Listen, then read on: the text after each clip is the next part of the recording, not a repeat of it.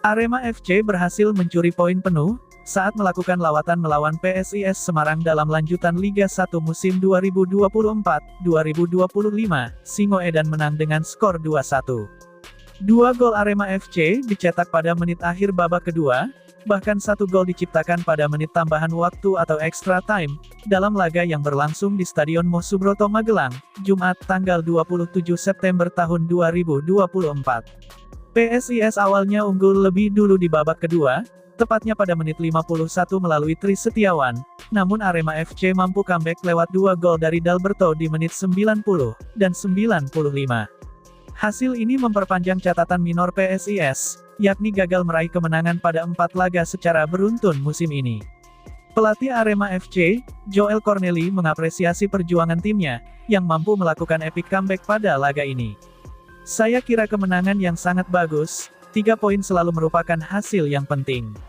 Di babak pertama, ide kami adalah untuk lebih banyak berada di area lapangan kami sendiri, menikmati dan meningkatkan serangan balik kami dengan transisi ofensif kami, kata Joel dalam sesi jumpa pers usai laga.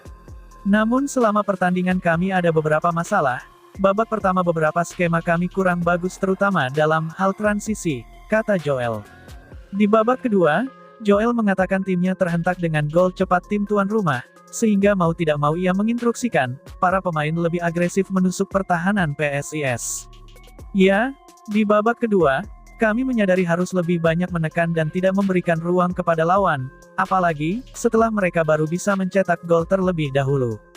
Jadi kami harus kembali mengubah strategi, saya harus mengubah tim ini dengan pemain-pemain yang lebih bertenaga, terutama di sektor depan, ujar Joel Corneli, dalam konferensi pers usai laga, Kamis tanggal 26 September tahun 2024.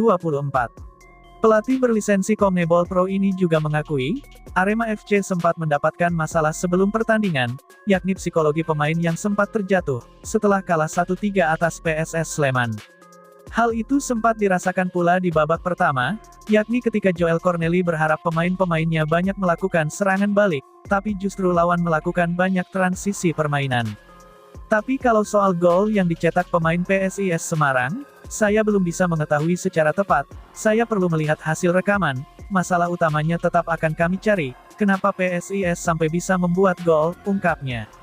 Saya sangat senang bisa menggunakan banyak pemain, sehingga di akhir laga kami bisa mendapatkan 3 poin, kata pelatih 57 tahun itu. Tapi kalau soal gol yang dicetak pemain PSIS Semarang, saya belum bisa mengetahui secara tepat, saya perlu melihat hasil rekaman, masalah utamanya tetap akan kami cari, kenapa PSIS sampai bisa membuat gol, tegasnya. Namun, itu belum cukup, usai laga Arema FC di pekan ke-7, Dalberto lagi-lagi membawa kabar baik bagi klub kebanggaan Aremania tersebut. Betapa tidak, di pekan ke-7 ini Dalberto muncul sebagai pemain yang menyandang predikat top skor, BRI Liga 1 Indonesia. Terbukti hingga pekan ke-7 ini, pemain brewokan itu berhasil mencetak 4 gol. Di bawahnya, ada pemain PSM Nermin Haljeta dengan 4 gol, lalu pemain Persebaya Bruno Moreira Soares 3 gol. Gelar sementara yang disandang Dalberto, agaknya tak semulus-lurus posisi Arema FC di papan klasemen Liga 1. Dengan kemenangan tersebut, membuat Arema naik ke peringkat 8 klasemen sementara, dengan koleksi 9 poin. Sementara itu, renovasi Stadion Kanjuruhan segera rampung jelang peringatan 2 tahun tragedi Kanjuruhan.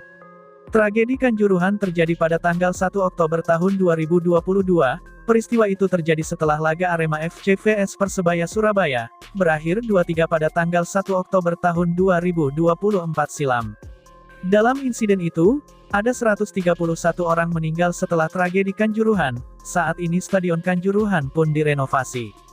Renovasi Stadion Kanjuruhan dipastikan mencapai 95% di akhir Oktober tahun 2024. Proyek renovasi ini dikebut mengingat kontrak PUPR dengan PT Waskita harus berakhir pada Desember tahun 2024. Kami lakukan percepatan agar renovasi ini berjalan lebih cepat, sehingga produk yang kami hasilkan bisa dinikmati oleh semua pihak, kata Project Manager Renovasi Stadion Kanjuruhan dari PT Waskita Karya Persero, Vino Teguh Pramudia, Kamis tanggal 26 September tahun 2024. Ia menjelaskan, renovasi stadion yang berlokasi di Kecamatan Kepanjen ini sudah memenuhi sertifikasi dari FIFA, maka kondisi lapangan sepak bola ini sudah tidak seperti Stadion Kanjuruhan sebelumnya.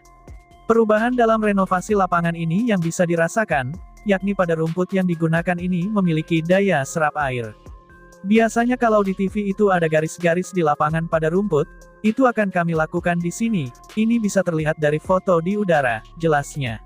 Selanjutnya, progres renovasi tribun sudah mencapai 55%.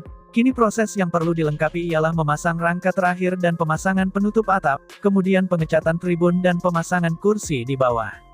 Material yang digunakan pun tidak asal-asalan, dikatakan Vino, untuk saatnya menggunakan bahan polipropelina dengan ketahanan 8 hingga 15 tahun. Perawatannya mudah, dalam 3 tahun kalau warnanya memudar cukup dipanaskan maka akan keluar lagi warnanya, katanya. Selain dari segi material yang digunakan, renovasi ini juga memperhatikan keamanannya yang sesuai FIFA, terutama untuk tribun, tingkat kecuramannya sudah dirombak total. Kita lihat gate sudah lebih besar dan tangganya tidak terlalu curam turun ke bawah, kami beri board desk, sehingga bentuknya seperti huruf Z ke bawah itu, pungkasnya.